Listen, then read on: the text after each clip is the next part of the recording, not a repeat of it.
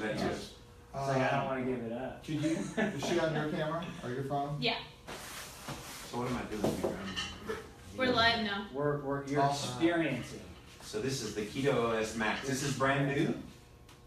This is 100% brand new. Fresh off the shelf. You can't even buy it right now. We did a pre-sale on it this weekend at Epic. Yeah. And sold all the inventory we had. So we will actually start it March 1st. We'll put it back up for another flash sale. Yeah.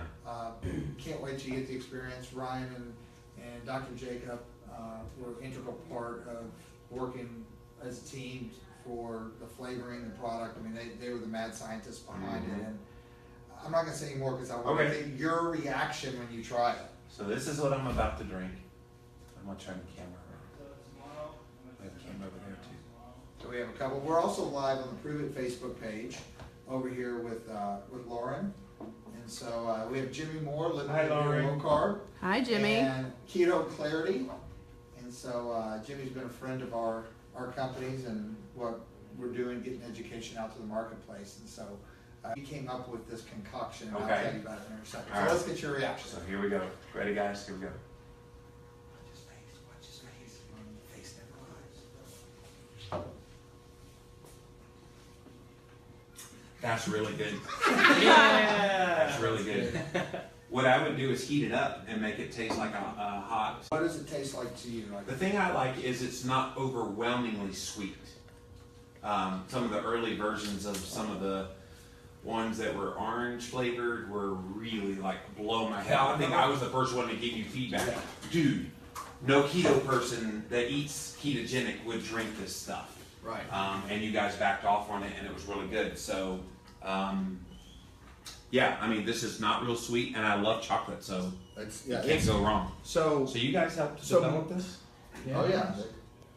So now mixing this with the 3.0, mix this with the Tootsie Roll, and it's unbelievable too. Because it kind of gives it a creaminess too. So that was Keto Mom set me up. So mix those two together. See what you think. So it's a Nice. it's a whole bag of the 3.0 and about a half to 3/4 of this. Have you? I've never combined. I think this too. Or a little cream soda, This sugar-free cream soda with it. I like that. That would be an interesting combo. Add a Sugar-free little cream sugar-free soda. cream soda to it. Yeah. I have a concoction with Diet A&W root beer that will blow you away. It tastes like a root beer float. Nice. Take the Diet A&W root beer, the orange cream, and then some half and half. That sounds ridiculous. No, it's ridiculous. It's More, please. Just kidding. No, we got plenty more. We got plenty more for you, brother. So really quick, and I think Hello. while we're live, this will be a good question because, we're seeing, Jim, when you and I first talked, there wasn't anyone that even was in this conversation, especially from a supplement perspective. Now that the market's becoming more aware, which I'd like, just think that we help participate in the helping educate or the adoption of the market, because kind of the viral aspect that we have. Now there's other people that are trying to enter the market, right, with other supplements and stuff. And I think a really good question is one of the things that we did at Epic, for those of you that missed it, was we did a third-party comparison. And, we actually have some companies that are coming in that are really just trying to sell a ketone product, but it doesn't do anything to raise your level of ketone. I've gotten just, all of them, yes. Yeah, it's just trace elements. And so I think, Ryan, you and Jacob might be good to just talk a little bit about, what's different about Max? What's different about the Keto OS Max versus anything on the market based on all of the, third-party studies that you guys are doing and all of the non-biased studies. What are you guys seeing, and why do you all take this over anything else? Sure. So I think one of the biggest components, I'll start it, but one of the biggest components is being able to actually test this. We've tested numerous, raw materials, different products, because we want to understand, all right, what's going to provide the best application? What's going to be most optimal for sport performance, for different utilization? So one of the biggest things is oftentimes companies will understand, they try and play off of the keto conversation that's been created, and they'll fairy dust in some ketones into their product and call it a keto product. but you're not getting any elevation in ketones at all. And we've actually tested it and shown zero, like absolute zero elevation in blood ketone levels. And so they're playing off of the story, but they're not really actually proving it or testing it out to make sure the quality is what it should be. And so that's one of the biggest reasons why we're big fans of the Max is consistently, I mean, day in and day out, it's third-party tested, and it's getting tested by various labs and certifications. Informed Choice, the only one on the market. Informed Choice and Informed Sport. I mean, for us, working with athletes, that's essential because we have athletes coming in and day out, and for them to take something that isn't Informed Choice is such a high risk for them that it's impossible. They can't do it. So to be able to have that, to be able to be tested out and have that certification is unlike anything else. Yeah, I mean, we have, which I can't mention any names right now, but a Tour de France athlete that's at the top of the whole cycling world, has been on it, and it's been on Max, and the results or his improvement, they said it was crazy. I mean, they have it down to a science. I don't know all the thresholds that they measure, but one of the reasons, I mean, they were very adamant, as you guys know, of getting on with Informed Choice, making sure that that was there because of all the parameters around that sport. And so, and then also I know that a lot of people, for the average person, wouldn't understand the difference when someone talks about a ketone product. Well, is a ketone a ketone a ketone? But I know that we have some patent technology that is formulated here. But I think the most important thing is just to help people understand that there are ketones that are more bioreadily available than others, based on all of the evidence that we've seen. 100%. Like the ketones in here are patent technology that is not in any other ketone product on the market, period. And so we've done literally just tons and tons and tons of tests before, and we're working with Prove It, we're working with Brian every single day. We're on the phone what's the next thing that we need to test? From cognitive function, Brian talked about Tour de France. We actually did a study last month where we did one of the most brutal protocols possible. We tested these ketones, right, this technology, against the ketones that are in their other brands. And we basically took people from 4 different stages, from stage 1 to stage 4. Stage 4 being hell on earth. And but stage 3 being very hard too. We found out when people were on these ketones that at stage 3 they hadn't reached their perception of effort was not maximal. Whereas the other ketone group at stage 3 was maxed out mentally. They were saying, I'm already at maximal. And this group did not reach maximal at 3 stages. They're I have more, I can go, I can keep going. And they performed better than the other group in the cycling trial. So in our lab, it's panning out in Tour de France. So I think that's the biggest thing is the whole company is about proving it. And it just does it over and over and over and over in the lab, in the real world, with athletes. We're using it with athletes right now to battle all sorts of things.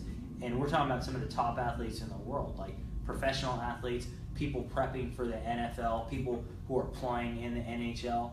And each time it's proving out. Yeah, I mean, I think it's pretty cool just to see all of the evidence that's coming to fruition, and some of it, I mean, it's amazing how fast a year's gone by, right? But some of the stuff we initiated or started a year ago, and it feels like it's just yesterday. I think one of the cool things, well, number one, let's kind of go to everyone within the Prove It community, Prove It Live. Is there any questions that anyone has? Lauren, if you see any questions that pop up, or Stacy. Can I throw something Let's give out them there? Yes, some sir. time. What's that? Let's give them some time to throw out some Yes. questions. Any So- questions you guys have? So I'll start. Yeah. So one of the challenges I get to exogenous ketones is, what's the point of it? Are we trying to lose weight? Are we trying to improve for performance purposes? Are we trying to help people with cancer and neurodegenerative diseases where we know a ketogenic diet helps, so thus adding in these exogenous ketones would seem to get the benefits? I think people don't wrap their heads around what's the point of it. So what do you say to that? And I'll let you all are experts. I'll give you my layman's Yeah. perspective, because I'm just this is a whole new for me. I look at it from a business. I know the perspective. answer. I just want to hear what you guys have to say. So, I think there's so many different applications. I think that's the one thing that has been Pandora's box for me. It's been this learning that if someone's going low carb, it's a great tool to help with, if they want to call it the keto flu, or if you want to say the cravings.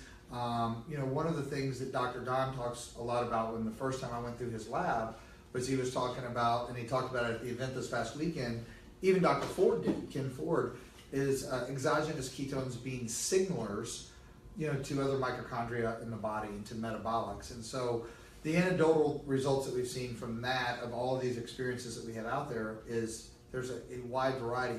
Personally, I look at it as like 3 or 4 different avatars. The first avatar would be for someone. Are they all blue? Yes, they are all blue. The first avatar would be someone that was looking to lose weight, right. And it's a tool for that. It helps. Evidence has shown it helps with insulin resistance. It helps with bringing down the glucose response.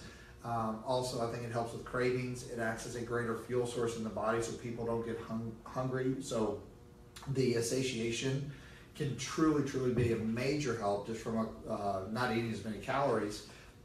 And so there's a lot of different tools that can be used. It's not a miracle thing where you drink it and all of a sudden you start shedding fat. And it doesn't put your body into this endogenous ketone state. You're not keto adapted. Correct. Yeah. It's your tissues adapt the supplement, but your body is not burning its own fat as fuel. Right. And so that's one. The second component that I see is the cognition, the cognitive benefits. For me, that's the most compelling. Like, I think, because everything starts in the brain. Yep. And I mean, you can just go do the research on it. Literally, we have people that light up when they take it. And I mean, I know you all done some studies that, so I think that's an amazing aspect of it as well. And there's a lot of layers to cognition. Like, what does the brain control? Everything, right? So we see people with memory. We see people with, I don't want to mention any medical term names, but we see just people feeling better. I'll say it, Alzheimer's, Parkinson's, we've seen a lot of, at least ketones, I'm not talking about exogenous ketones, but ketones improving those conditions in a lot of research. Yes, and so it's been really cool. And then the third thing, I think, is what they were just talking about is athletes and athletic right. performance. And not even just athletes. I mean, I think even the desk jockey that's wanting to get back into working out, first of all, cognitively, if you're in a depressive state because you've gained too much weight, it's tough to get off of the couch or out of, like, people can say, oh, we just get in the gym. Well, dude, if you ever felt that bad, it's just not that easy just to get up and get to the gym. I mean, and what I'm finding is people take this and there's a shift. There truly is. And so I think that, from, you all can talk a little bit more about the performance, but we're seeing huge from oxygen, from endurance, from the muscle sparing effects. And then the fourth one, I would say, is some of those other ailments that it can actually be a tool of, which,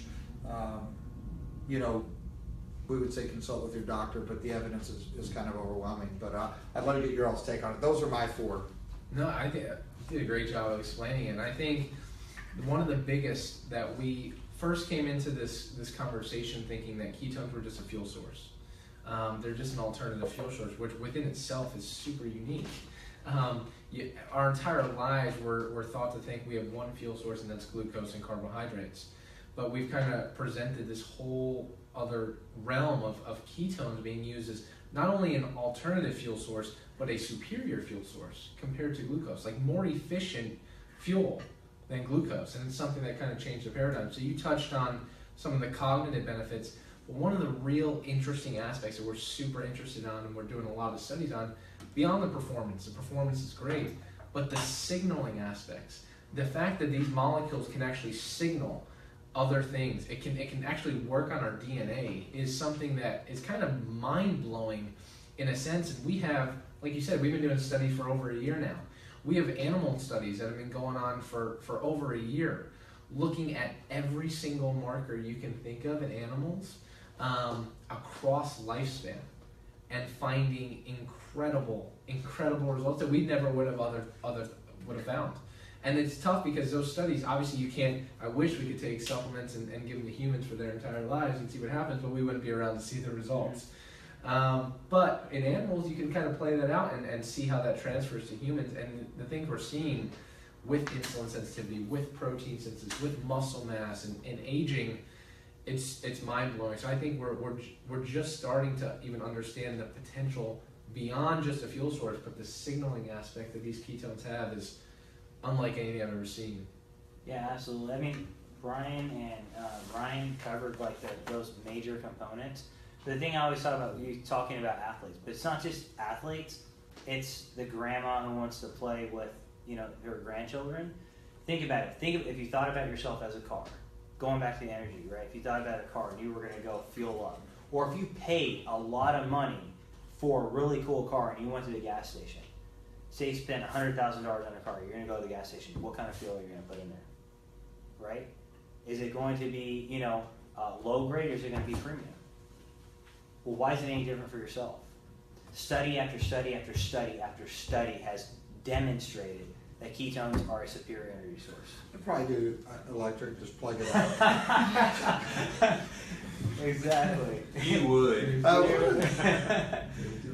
So, I mean, that's where we're at, right? It's an ultimate premium energy source, and it's the next level. Like, that's the thing, too. Like, you talked about that transition period. The biggest thing I've seen with Prove It, Ryan and I have been doing research for a long time, and I said this a long time ago. I remember, like, standing up in front of a crowd of scientists, and I realized, like, my research is not even getting out there. The only people who are reading this are other scientists. The biggest thing I would say about Prove It and about, their exogenous ketones and what's going on is that the people are experiencing something they've never experienced before, and it's spreading. So this low carbohydrate lifestyle that Jimmy Moore's been talking about so long, that we know has tons of health benefits, this is a gateway into that. And that was the first book that I read. I mean, the thing I love about your book, it breaks it down so simple so the average person actually gets it. It's not like this underground, so scientific thing that, like, I mean, that was the first book I read, and I literally picked up your book because we didn't know what was real and what wasn't. I started calling, like, some of the people, like, everybody I could call in that book, cold call or get their information, because we were looking for direction on, hey, well, what is this and what isn't it? Like, what does this really mean? Mm-hmm. Because if you talk to 18 different people, they have 18 different perspectives of it. And, like, Dr. Jacob and Ryan were some of the first individuals like yourself that really said, no, this is what it is. And I'll never forget one of our first conversations. Jimmy's like, well, the way you all get it to market, I'm going to be a little bit skeptical of. You better do it right. Like, I mean, really, like, it needs to be done right. And hopefully we've been good stewards of that. That really is our intention. At the very beginning, we looked at it just from a marketing perspective, but then once we start realizing what it is, there's a level of responsibility that we need to take with what it is. And it's like Dr. Dom said to me in a private conversation, he said, do you know how much research and science that brilliant people are working on that they'll never get to see the application of their work in the real world? He said, I'm so grateful because the dynamics of what community-based marketing can do, we're seeing some of that research and results, and that's why we want to really spearhead more research. How can we learn more? How can we do more? How can we develop new science? And I think it's really cool. So I haven't thanked you publicly, but I really appreciate you standing that ground. Your courage to put that book out, and because it is going against the grain. I mean, literally. Yes. And the no grain diet. Yeah, that's right. And I appreciate you guys more than you know. I mean, like, our relationship started off like, oh, they'd be great speakers, and like now we have a partnership, like a real partnership, and it's because we have the same value system of what we want to achieve in the future, and so I really appreciate you guys. Well, and I think one thing that's helped prove it out a whole lot is the success of keto as a concept nutritionally, because one of the most Googled search terms in the past few years has been ketogenic. It's actually rivaling paleo now for the top diet. I think it surpassed it. Boy, I was trying to be modest, but yes, we've surpassed it. If you combine Atkins low carb and really all the kind of low carb keto related sites and what people are looking for, Keto OS was very brilliant having keto in the title, because that's keto. About the only thing that's kind of convoluted it is that whole raspberry ketones trend that came out a few years ago, and people often write to me, "Oh, raspberry ketones, is that exogenous ketones?" Hell no, it's not. And that's a good point. Like, how do you ever, like, I don't even know what a freaking raspberry ketone It's is. nothing related to ketosis. Yeah. I know, but what is it? Like, what is it? Like, what It's a even Dr. is- Oz invention is what it was. Yeah, Seriously. Yeah? It is. He popularized it. He really popularized it, and he announced it on a show one day, and they sold out across the world. I saw it in Vitamin Shop. I'm going, why are y'all selling this crap? And Sugar pills. unfortunately, it's just never kind of got away. No. But hopefully, the conversation's going in the right direction now. People understand what real ketones are and what raspberry ketones are. I'll give him a raspberry, all right. So is there any I'll questions? back, Let's just man. go to the community. Is there any one or two questions that we can ask? Hey guys. Yeah, there was a question about are exogenous ketones adaptogenic? What's that? You mean, can your body adapt them and absorb them? Yeah, Sure. absolutely. So over time, definitely over time, it's kind of like there's transporters, right? The way I look at it is our brain and our cells have tunnels, and ketones are kind of like the cars that go through the tunnel, and well, the longer we're on a low carbohydrate diet or the longer we're supplementing with ketones, the more tunnels get built. So the more tunnels that can be built, the more cars can travel through and get into the cell. And that's the same way with the ketogenic diet, same way with exogenous ketones. Is we're seeing more tunnels being built, so your body can adapt and take up more over time. Yeah, how I've put in my little brain or what I've heard, and I've asked that question a lot, is because there's people say, well, your body cannot use exogenous ketones if glucose is present. And from what all of the thought leaders like you guys have shared with me, and some of the people who have done the real research, is that yeah, it will prefer glucose if glucose is present. However, the more present the ketones are, the more your tissues are adapting to them and utilizing them as well as a dual fuel capacity. So your body actually has the ability to utilize both the fuel sources as they're both present. And we're actually finding that anecdotally is as people take keto, they'll feel an immediate response. And then some people that question it, but then over 2 weeks, they start using more and more. And I would say, you want to know the real impact, get off of them after the first 2 weeks, and then you see the contrast as well. Yeah, agreed. Ketones, weirdly enough, like to put it in a negative connotation, they're like a bully in a sense that our brain and our hearts prefer them, and they kind of beat out glucose, and they're like, you know what, they're preferred by our brains and by our hearts. So if present together, our brains and hearts actually prefer ketones, and there's data that shows that they'll take up ketones before they will take up glucose. I'm sitting here with some smart people, that's all. Tyler wants to know, how is Max different from 3.0? Yeah, for sure. Yeah. So great question. One of the things that we talked about earlier was the more readily bioavailable salts that are kind of in the Max. It's a new patent pending formula that has a different variation of amino acids as well. So there's different things in the 3.0 than are in the Max as far as the amino acid content. So that's two of the biggest differences between them. And they've been integral at like making sure every component in there and working with our labs in Dallas that, the integrity's there, the purity. It's funny, some people say, oh, our product is not manufactured in China. I think that's probably a pretty good disclosure is, we have raw materials that come from China, so does every other ketone supplement that's in the market, every single one. But the manufacturing's done right here, and you all might want to just talk a little bit about, some of the amino acids, how they're different in the product, why they're put in the product, which I think is very important. Well, it is very important. I was actually just talking to Dr. Steve Cunane about the amino acids, particularly leucine in this product. And leucine pound for pound, for example, is as ketogenic, for example, as MCTs, right, or medium chain triglycerides. It's very ketogenic, meaning it converts over to ketones.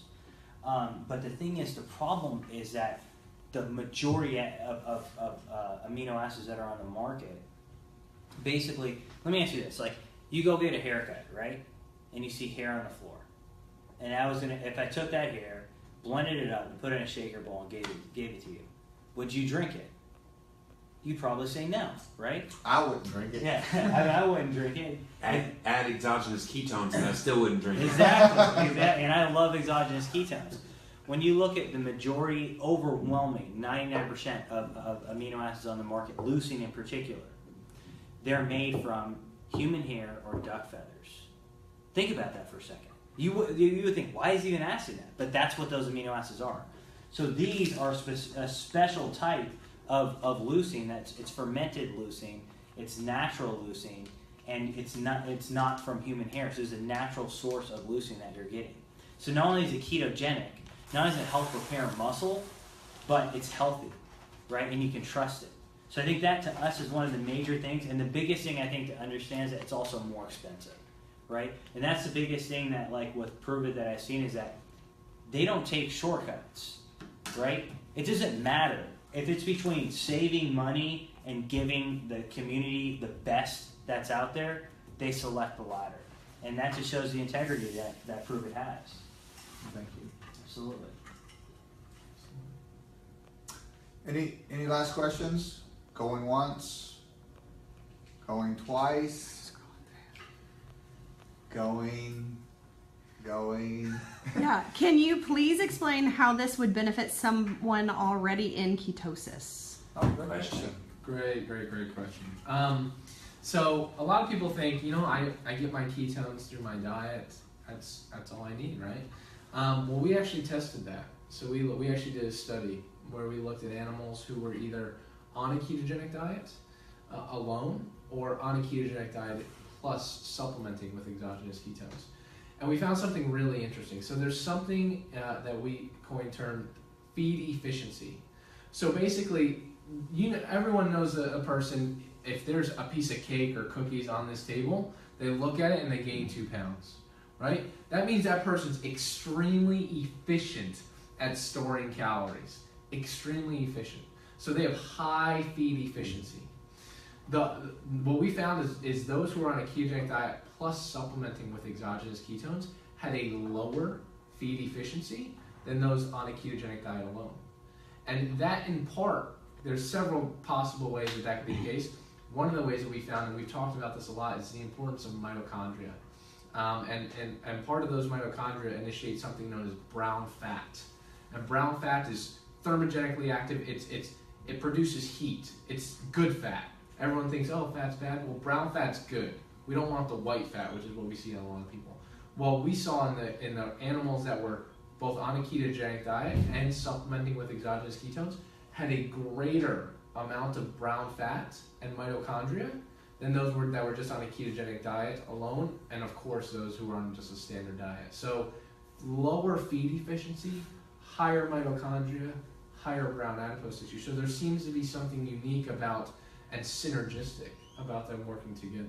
In layman's terms, and I want to hear your response, but in layman's terms, from what I've heard, I'm asking this really not only rhetorical, but I want to get validation on it, is that a lot of times that people can, eat a ketogenic diet, but their millimolars of ketones aren't high enough to create an efficient energy source, right?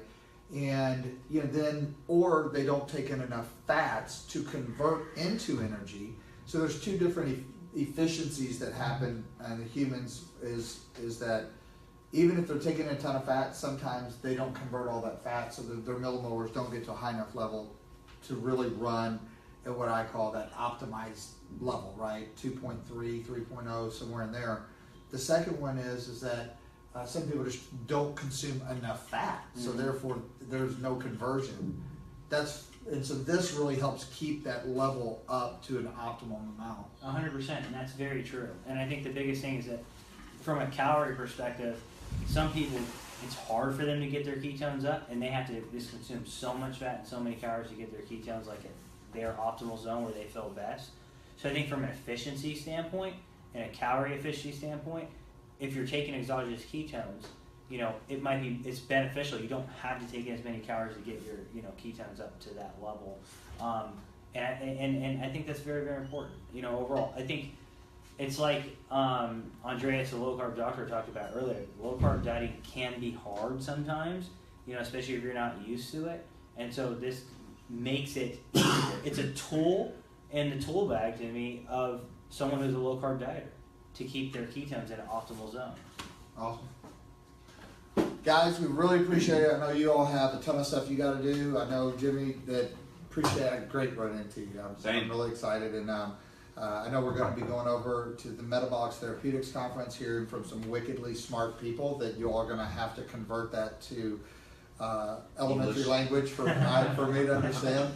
But hopefully you guys got a lot of value out of that. If you got some value, give me a thumbs up, a click. If you'd like to hear more from these guys, give me a thumbs up and click. And I'm going to ask Jimmy, I'm going to put him on the spot again because that's what I do. He puts people on the spot too. I love putting people in spots, so bring it. We have Keto Academy. I know we've talked a lot about you speaking to the community who's never been able to work out a day. We have Keto Academy the last 2 days of March in Orlando, Florida. If your calendar permits, we'd love to have you. End of March, I'm available. Awesome. Excellent. Rarely am I available when I'm out. I know I'm available, but I'll be there. Awesome. Nice. So that's great. Thank you very much. That's awesome. So, you guys heard it. Tell me who love to hear from Keto Clarity. Hopefully we can get maybe even some of your books there, or maybe we can work that out. Cool. So with that being said, Thanks, guys. Thank you very much. Thank See you you guys all. at Keto Academy.